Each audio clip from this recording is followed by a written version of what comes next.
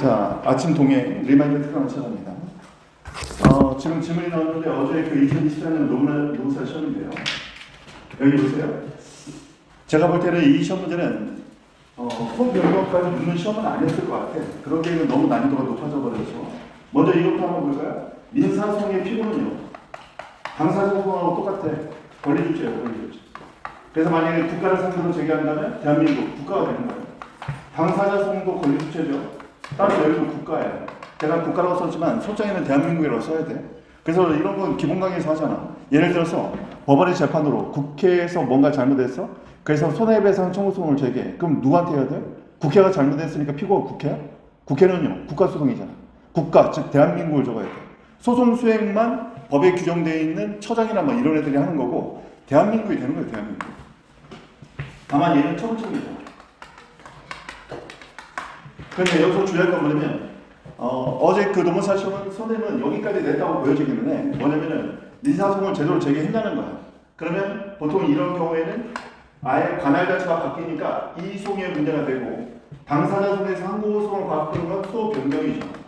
여기까지 묻지는 않았겠지만 그러면 너무 난이도가 세니까 사실은 우리로 따지면 민사소송의 제기는 이거는 공법관계니까 잘못됐다. 그러면 행정법원으로 이송해야 되는데 이송과 관련해서 관할을 동시에 갖고 있는지 최근에 판례를 쓰는 게 이 문제의 핵심이었던 것 같고, 그렇지만 만약에 마지막 단계까지 얘기한다면 행정법원으로 이송해서 행정법원에서 소변경을 해야 될 사안인 거예요, 결국은. 그리고 소변경이 된다면 그때는 피고 경정까지 문제가 될 수 있지. 그래서 어제 채점자 단톡방에 이 질문이 들어와서 여기까지 쓴 사람들은 추가 점수를 부여하라고 했어요, 선생님이. 자, 어떤 판례가 생각나요? 09년 전원 합의체 판결이 생각나요? 09년 전원 합의체 판결이 뭐였냐면 조합 설립 추진위원회에서 조합 설립을 할지 말지 총회 결의를 거쳐요. 그리고 행정청에 신청을 해서 관할 행정청에서 조합 설립인가를 받습니다. 그런데 우리 판례는요, 변경 전 판례는 얘를 기본행위로 보고 얘를 강화상 인가로 봤어요. 그러면 추진위원회는 뭘로 봤냐면 우리 판례는 비법인 사단으로 봤어. 비법인 사단이라는 건 민사상 단체라는 의미예요. 그렇기 때문에 인가 법리에 따르면 얘를 강화상 인가로 본다면 보통 이럴 때는 의결정지수에서 다 하자가 생기거든. 기본행위 하자가 있으면 뭘 다퉈야 돼? 인가를 다툴 수 있어요, 없어요? 없지. 얘를 다퉈야 되잖아, 기본행위를. 그러면 결국 소의 대상은 뭐가 되는 거예요? 소의 대상은 추진위원회, 즉 비법인 사단의 총회 의결 무효확인 소송이 될 거란 말이야. 만약에 의사정족수까지 못 갖췄으면 이때는 부존재예요. 근데 이제 일단 무효라고 볼게. 총회 의결 무효 확인 소송을 제기해야 된다고요. 그래서 실제로 문제가 되다 보니까 총회 의결 무효 확인 소송을 민사소송으로 제기해야 됐던 거예요.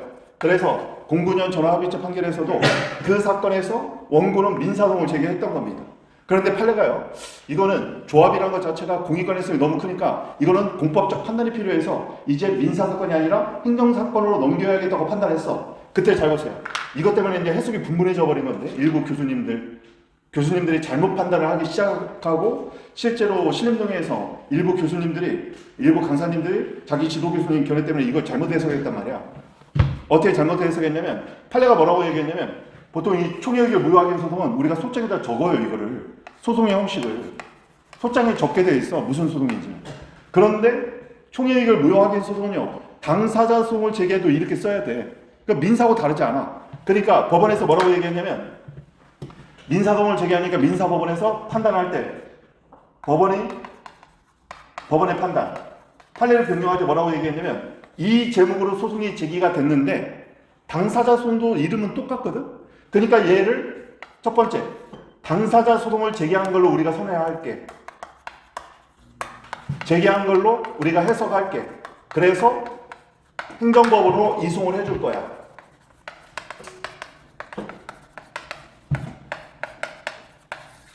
그리고 이송 조치를 취하면 거기에서 공당사를 항고소송으로 뭐를 해라?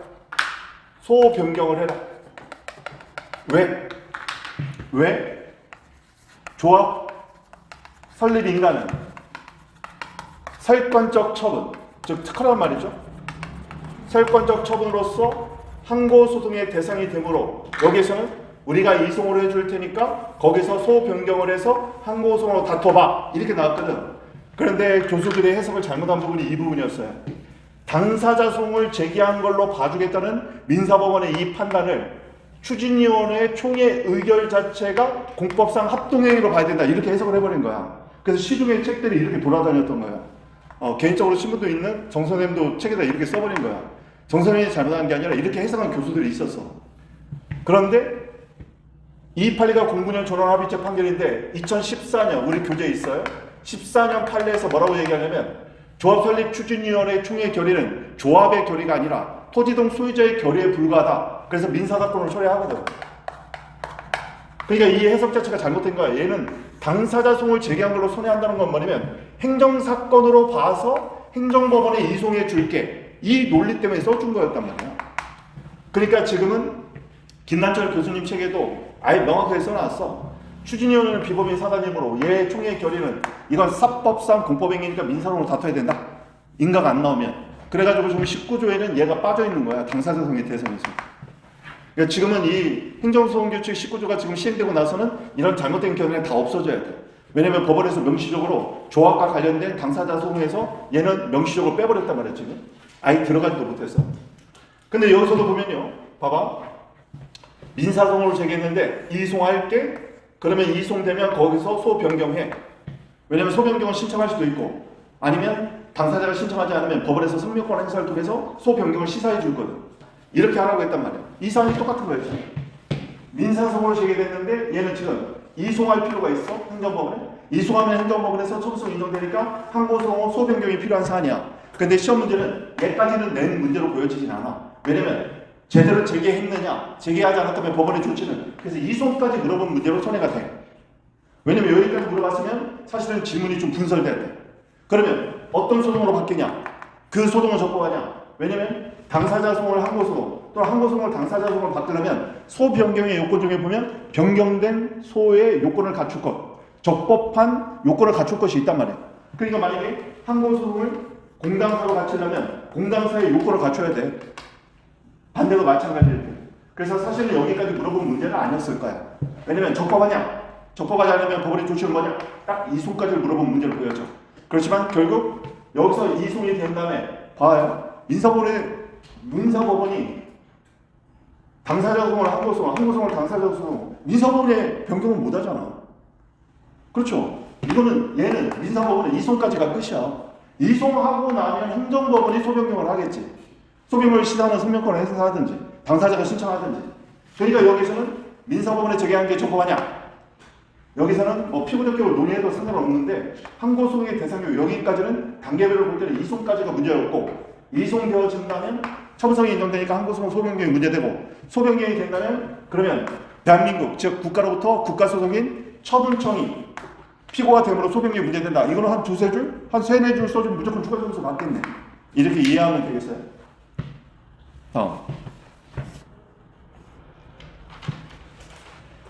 이건 뭐지? 적법성. 뭐라고 썼지? 뭐라고 쓴 거야, 선생님? 거절?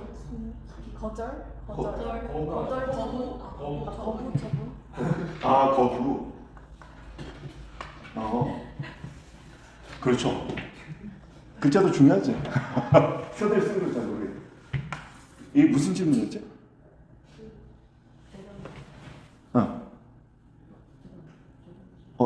누가 질문한 거 선생님 쓴 거지?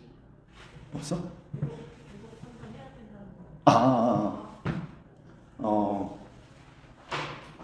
그 일부 취소 판결이 시험에서 나오면은 일부 취소할 수 있는가라고 물어보면 이거는 위법한지는 어딘가에서 이미 질문은 끝난 걸로 좀 봐야 되겠고 법원이 일부 취소할 수 있는가 그러면 일부 취소 가능성만 쓰면 돼요. 위법한지 여부는 뭐 위에서 논의가 끝난 걸로 봐야죠. 왜냐면 소송의 단계 구조가 어떻게 돼 있어요? 첫 번째 소송 요건, 그 다음에 보람 판단, 그 다음에 판결. 지금 일부 취소 판결은 여기야 여기. 그러니까 법원이 일부 취소할 수 있는가 이 말은 본안 판단에서 일부 위법성이 확인됐다는 걸 전제로 깔고 있는 질문인 거야. 그러니까 여기서는 굳이 뭐 일부가 위법한지 이런 것까지 쓰기를 바랬으면 분명히 질문에 들어가 있어요. 그래서 이 사건 처분이 위법한지, 위법하다면 이때 법원의 조치는 일부만 취소할 수 있는가, 이렇게 질문이 명확해야 돼. 그냥 일부만 취소할 수 있는가, 그럼 그것만 쓰면 돼요. 자, 이 정도 하시고, 자, 여기까지 얘기하고, 여러분 지금 첫 주이기 때문에 중요한 질문이 많이 나와서 이거 몇 가지 좀 얘기해 줄게요. 지금 이 순환을 좀 안 들은 분들이 있어서 이런 얘기를 좀 잘 모르고 있는 것 같아서 얘기를 해 드릴게요. 우리 10점 만점의 시험 문제에서요, 보통 10점이면 중요 쟁점이 하나가 있는 거예요. 그럼 15점이면요, 주요 쟁점 1개, 부수 쟁점 1개. 그래서 중요 쟁점은 보통 우리가 10점 내지는 7점, 더 작으면 5점 정도로 봐. 그리고 중요한 건 10점은 페이지당 한 페이지를 쓰는 거예요. 그래서 10페이지가 주어지는 거지. 곱하기 10점, 그래서 100점 시험을 보는 거예요. 그리고 10점 중요 쟁점이 하나 있다면 한 페이지를 다 안 쳐도 상관은 없지만 한 페이지를 채운다면 어떻게 이론 구성을 하냐면 3점이 일반론, 7점이 쟁점, 쟁점이라고 하면 문제점, 학설, 판례, 검토, 이거 얘기하는 거예요. 보통 이렇게 구분된다고 보면 돼. 그리고 본인이 선생님 저는 암기도 너무 안 돼 있고요, 지금 50점만 딱 중간만 받고 싶어요. 그럼 판례하고 사례 경험만 정확히 했어. 채점자야 막 학생한테 계속 지적할 텐데, 어쨌든 우리가 이런 말을 하잖아요. 살을 주고 뼈를 가린다, 막 이런 말 있잖아. 내가 중요하지 않은 건 넘겨주고 중요한 건 확실하게 취하겠다, 이 전략이 있어야 돼. 그래서 만약에 본인이 정말 50점을 못 넘고 있어. 그래서 50점을 넘어야겠어. 50점 중반까지 가서 합격 점수만 맞고 싶어. 그럼 수험 전략은 어떻게 짜야 되냐면 철저하게 쟁점 추출 연습을 하고, 쟁점을 놓치지 않겠다, 이렇게 전략을 짜고, 두 번째는 판례 문구는 정확히 두 줄 암기하고, 근데 토시 하나 안 틀리는 게 아니라 키워드 암기를 하는 거예요. 그리고 포석은 암기가 안 돼도 훈련을 하면 나중에 풍부하게 포석할 수 있단 말이야. 최소 5줄 이상. 이렇게 전략을 짜는 거야. 근데 여기서 중요한 거 뭐냐면 전략이 아니고 전략. 박동 선생님이 학생 안 써도 된대요. 언제 그랬어? 쓸 수 있으면 다 써야지. 정말 본인이 막 학설 쓰다 보니까 포석도 안 나오고, 막 통맥 나오고 그럴 것 같으면 이렇게 쓰라는 거야. 그래서 작년에 정선 선생님 책 보니까 뭐 검토도 빼버렸던 것 같아요. 그러니까 이렇게 뺐던 전략은 뭐냐면은, 위에서 학설 논의하고 나서 검토해서 중원본 할 것 같으면 차라리 쓰지 말고 그냥 판례대로 그냥 포석하라는 건데 나쁘지 않아 보니까. 그런데 아직은 일반화되기는 조금 힘들다고 보여주게, 선생님이 성대 그 답안지 클리닉 6주 동안 가면서 보니까 이 검토를 안 쓰니까 눈에 좀 밟히더라고. 그러니까 진짜 검토를 안 쓰려면 어떻게 해야 되냐면 진짜 판례하고 사례 경험을 써야 돼. 근데 얘가 학설까지 썼어. 그럼 판례도 썼어. 그러면 갑자기 사례 경우가 나오니까 약간 뜬금없다는 느낌이 든 거예요. 뭐냐면 학설을 이렇게 소개해놨는데 본인이 뭘 지시하는지를 안 가르치고 갑자기 훅 내려가니까 그러면 학설하고 판례가 지금 대립돼 있는데 뭐를 취하겠다는 거야. 그러니까 이런 느낌은 좀 들더라고 보니까. 그러니까 이런 경우는 판례를 소개하면서 여기다 한 줄이라도 넣어줘야지, 검토 대신. 재판심에다가 판례의 부정선에다가 이해하 검토한다. 그러면 판례로 가는구나. 신문대로 가겠다는 거구나. 이 정도는 이해가 될 수 있어. 근데 학설까지 소개해놓고 갑자기 사내 경우 가니까 아니 이 여러 견해 중에 뭘 취하겠다는 거지? 여기서 의문이 생기면 안 돼. 그냥 본인이 실무의 판례에 따라서 이해 검토한다라든가 이 정도 써주면 돼. 근데 전략의 승리니까 이 전략을 잘 기억하세요. 다음 강의 시간에도 하고 싶었던 얘기인데, 지금 여러분 막 바라지도 안 써주고 이건 너무 당연한 거 아니겠어요? 그리고 막 불안하고 안 써지니까 불안하고. 암기는 열심히 해야 돼. 열심히 해야 되는데, 자 먼저 얘기를 해볼게요. 선생님 볼 때는요, 답안지의 틀이라는 게 있어. 포맷. 답안지의 틀이 완성이 좀 돼야 돼. 어느 정도. 이런 스타일로 나는 쓰겠다, 이렇게 굳어줘야 돼. 그래서 우리 이순환 교재 있잖아요. 이순환 교재의 기출사례 분석. 이거는 사실 교수님들의 사례집 같은 걸 참조를 해서 목차가 구성되어 있어.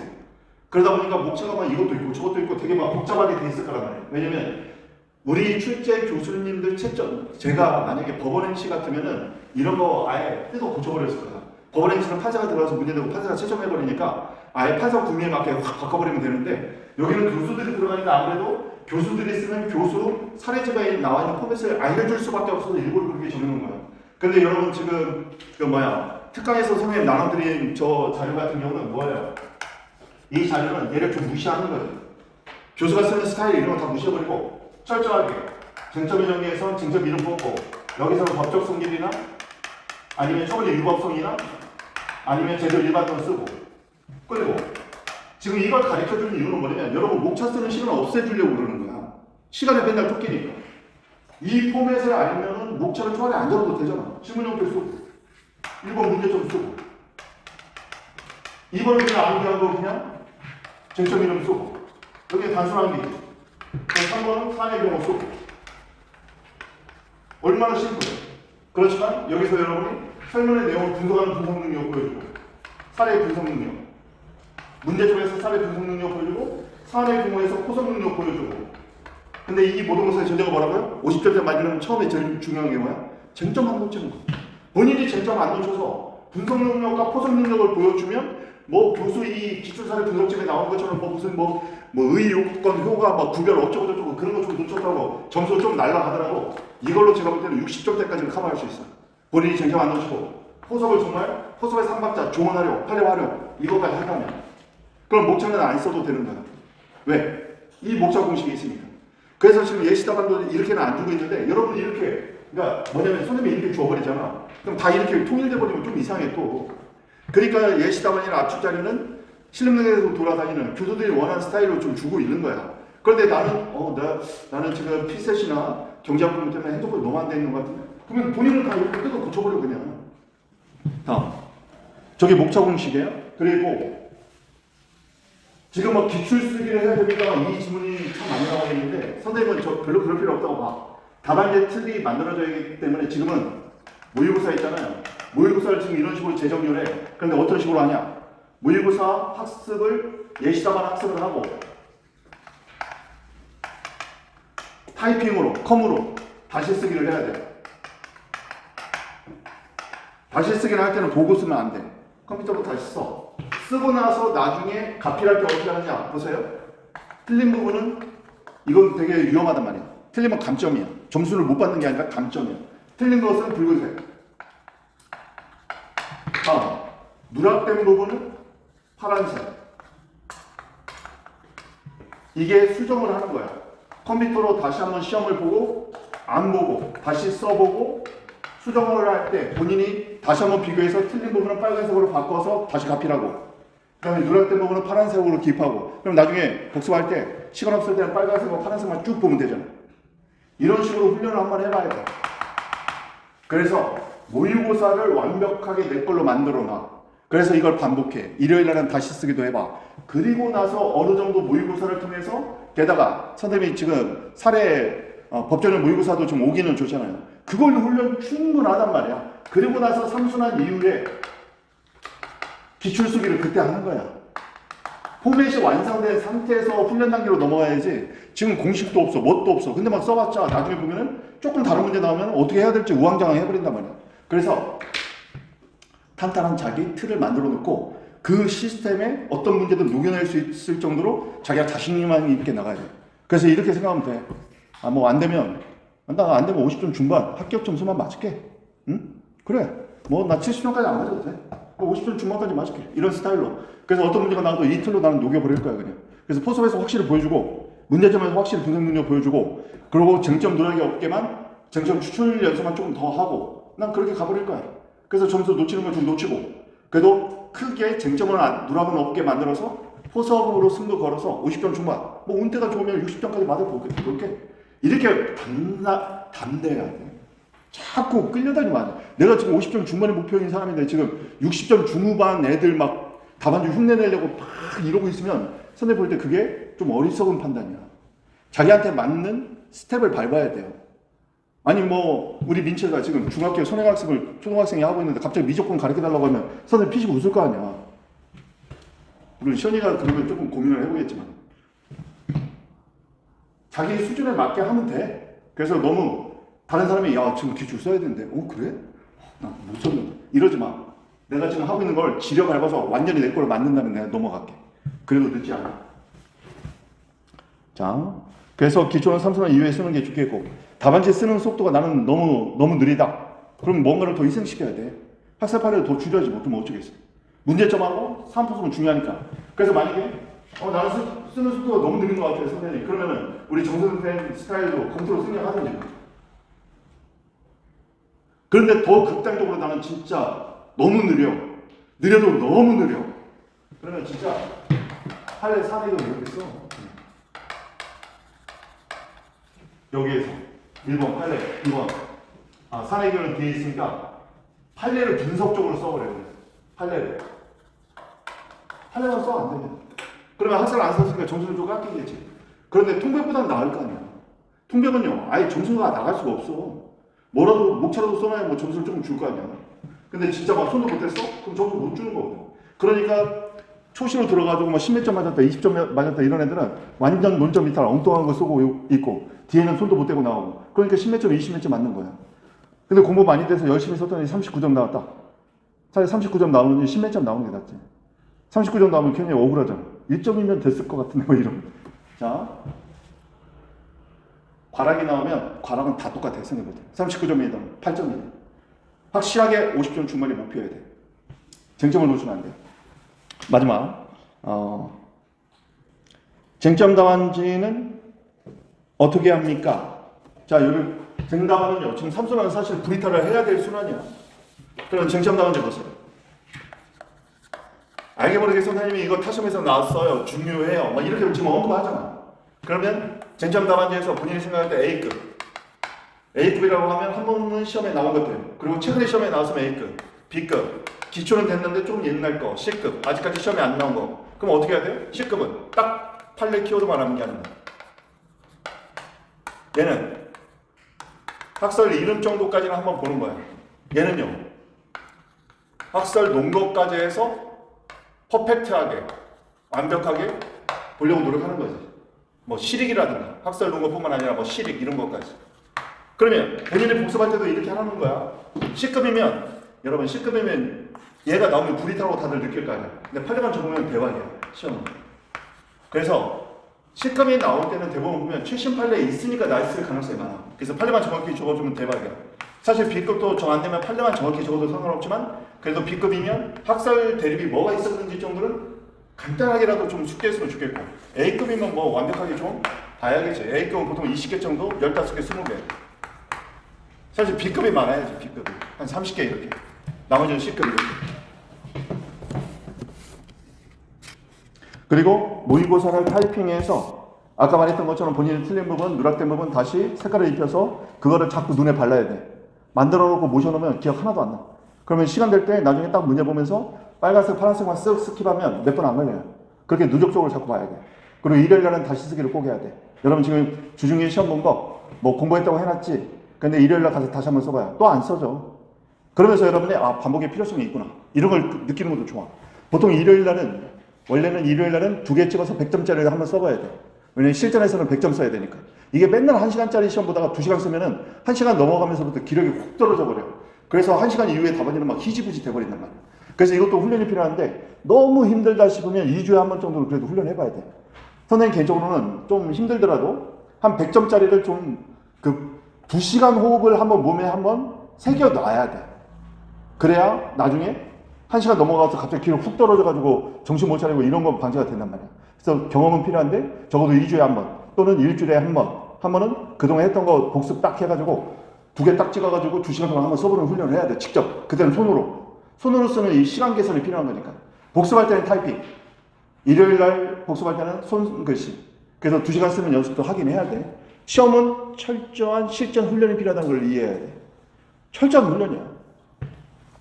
그래서 이런 지금 선생님한테 여러 가지 지금 학습 질문도 많이 했는데 이런 게 필요해. 그러면서 점검받아. 제대로 하고 있는지, 키워드 제대로 선별했는지 이런 걸 점검받아야 돼.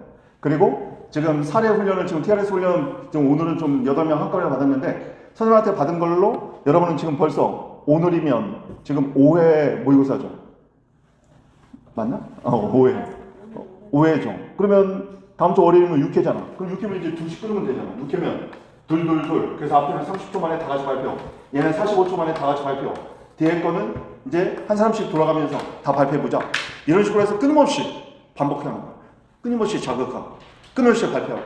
그래서 나보다 더 잘하는 사람이 있으면 나도 좀 더 열심히 한번 해봐야겠다. 그래서 다시 한번 얘기합니다. 1점 타파. 한 점으로 의식을 모아내서 마력을 모아내서 내가 반드시 내 운명을 극복하게 내겠다. 이 결의가 꺾이면 안 돼. 그 결의를 하면은 결국 마음을 길들일 수 있어. 마음은 훈련이 필요해요. 그렇게 해서 여러분이 암기의 벽을 깨고 그리고 경험이 와야 돼. 체감, 몸을 한번 느껴야 돼. 그런 식으로 한 달 정도 하잖아요. 그럼 어느 순간 이게 뭔가 그전과 내가 지금 다르다는 느낌이 드는 순간이 와. 뭔가 이게 참 말로 하기가 참 애매한데 그 느낌이 한번 딱 온단 말이야. 그 느낌이 와야 돼. 그래야 이제 뭐든 하겠다. 뭐든 해낼 수 있겠다. 이 느낌이 와야 돼. 그 느낌이 오기 위해서 저녁마다 아침에 일어나서 자기 전에 1분 리마인드 훈련. 그것도 3단계로 연상하는 TRS 방식으로 3단계 연상학습으로 끊임없이 해야 돼. 그래서 1분 리마인드 했던 거 50초, 45초, 30초 빠르게 하는 사람이 20초 만에 끝내. 그 1년 만에 73.33 나왔던 그 여학생은 나중에는 시험 막판에 20점을 그냥 딱 스크린이 됐대 버렸어요. 근데 걔는 그 경계를 넘어본 거야. 이제는 그게 되는 거야. 한 20분씩 해도 그동안의 기억들이 다 새록새록 올라와 버려. 그게 이제 체험 단계로 간 거거든. 체험해야 돼. 체험이 있어야 몸에 새겨져. 그게 체각이야. 몸으로 깨닫는 거. 자, 여러분 해낼 수 있습니다. 안 되면 선생님 찾아와. 할 때까지 같이 으쌰으쌰 한번 해보게. 자, 여러분 올해 합격을 위해서 오늘도 화이팅 합시다. 오늘은 중요해. 내일 일요일이니까 내일 다시 쓰게 해봐야거든. 자, 오늘은 여기까지 하겠습니다. 화이팅 합시다.